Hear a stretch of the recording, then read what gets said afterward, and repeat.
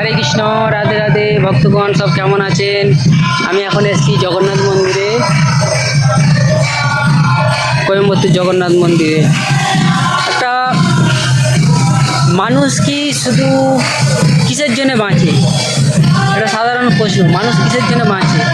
মানুষ খালি পয়সা উপার্জন করবে আর সংসার পরিচালনা করবে, সংসার দেখাশোনা করবে, ব্যাস এইটুকুই জন্য মানুষ বাঁচে।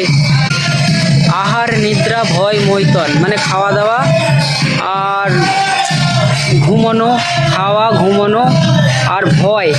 মানুষের সারা জীবন খালি ভয়কে নিয়ে, আর এই মরে যাব, এই হবে, খালি মরে যাওয়ার ভয়। আর কি স্ত্রী সঙ্গ বা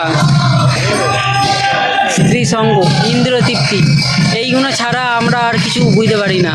তাহলে মানুষ যদি এই চারটে জিনিসের জন্য মানুষ যদি বেঁচে থাকে, আহার, নিদ্রা, ভয়, মৈথন, তাহলে মানুষ আর পশুর মধ্যে পার্থক্যটা কী রইল? পশুও তো আহার, নিদ্রা, ভয়, মৈথন এই চারটে জিনিসকে নিয়ে বেঁচে থাকে। চারটে জিনিসকে করে খাবে, ঘুমোবে আর মৃত্যুর ভয়, কেউ যেন মেরে ফেলে, অন্য পশু এসে মেরে ফেলবে, আক্রমণ করবে, এইসব পশুর ভয় আর মৈথন।